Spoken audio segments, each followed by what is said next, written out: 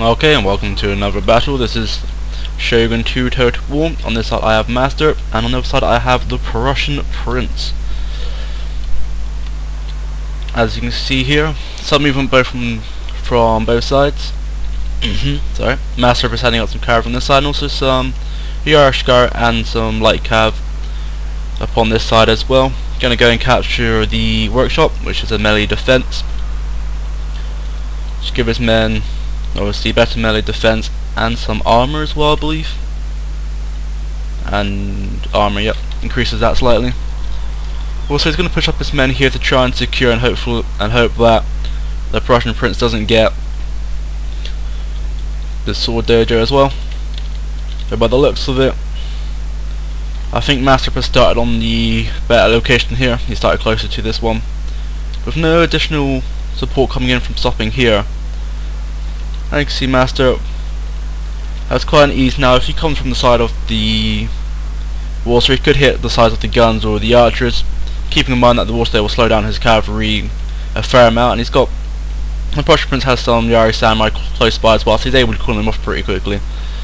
One thing you're also got to be careful of is that the Prussian Prince might have units hidden in these tree lines here, so Masterp is still going to be quite aware of his cavalry.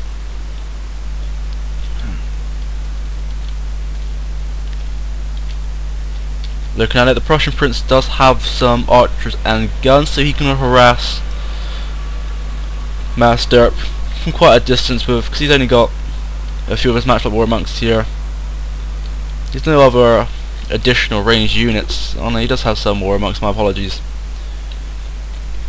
But the Prussian Prince does have the clear superiority in that region, so he can do heavy harassment from the lines, forcing Masterp to push up. As you can see, Masterp also has some of his light cavalry coming around the back. So you can see he's now putting up his Great Guard units up into the tree lines here. Also, you cover them by some Yari Ashigar. And you can see the Prussian Prince already starting to take over the sword dojo. He's got himself into loose formation, so the arrows and the guns will miss slightly easier. Also, as you can see, he's pulled up some Yari Ashigar in the trees here to cover if the cavalry did try and come up the line. But you can see Masterp has pulled back his cavalry, not willing to do that. And as you can see, a heavy amount of bow warrior monks coming up from the Prussian Prince's side. With that range superiority, he can start doing some heavy damage.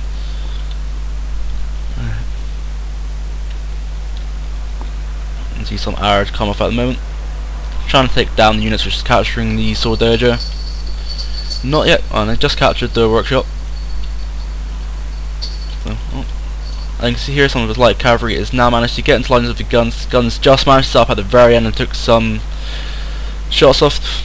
Took down about half the units. As a light cavalry, they don't have very adequate melee combat skills, and the morale's not as good. But against ranged units, it's not going to be too hard. At the moment, as you can see here, Masterp is setting up his Lone Sword Ashigar. Again, Lone Sword Ashigar should be able to beat the Yari in melee, but with all of these guns and the extra arrows coming in as well, since the Lone Swords don't have very good armor, they will die reasonably quickly, and as they are routing already due to the bombardment of the ranged which is happening. He's managed to engage some swords here into melee. And he's got some support coming in from the flank as well, which should help him quite a lot, so he should do quite well in that. But again, with the guns and the arrows firing off, he is very quickly routing, now forced to bring up the big bulk of his army, charging with some of his Great Guard here. Still got some arrows. He's got some guys in reserve as well, which is probably just pretty good. As you can see now that the Prussian Prince has to pull back his archers very quickly due to the Great Guard charging. He's got his avatar there into stand and fight formation, which give a big morale boost and a very wide area effect for his men.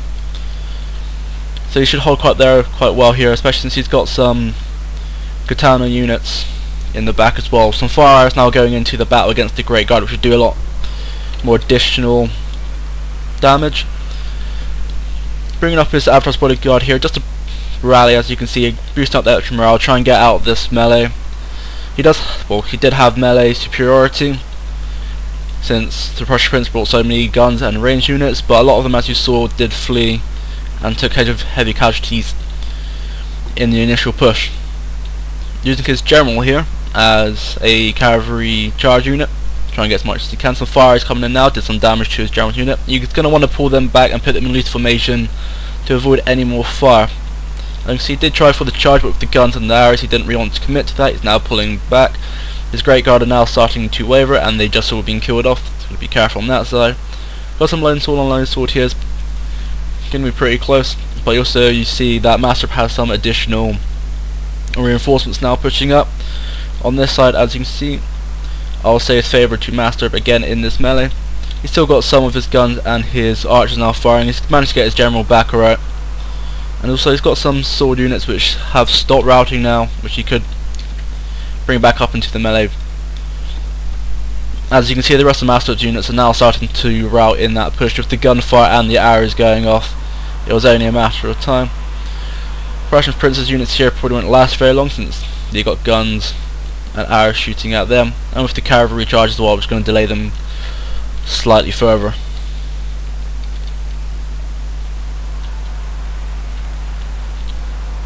As you can see now, it's just pretty much now a matter of pushing up for the Prussian Prince just to get rid of the rest of his units. Masterp's general has probably just been killed there, and they have now routed. It's going to be a big morale shock to the rest of his units. So with any engagement of medic coming on, and since he's still got a heavy supply of arrows and a couple of guns still left over, he can still do a heavy amount of damage from a safe distance. And with the morale shock these guys to suffer from their general losing, it won't be long until they're out. Some of Masterp's men are suffering quite heavy fatigue as well. Their melee effectiveness won't be as good as it once was. Everybody seems to be fleeing, well, wavering. Masterp just lost his men there, but with these gunfires and arrow shooting as well, as he managed to rout a few of them. But now with the force pushing up, it's now scaring Masterp's unit since he has no general, and he's going to just flee them as well. As you can see here, he's given chase to this unit here so they don't come back again. And that appears to be all of Masterp's units routing. I do hope you enjoyed that battle. See you next time.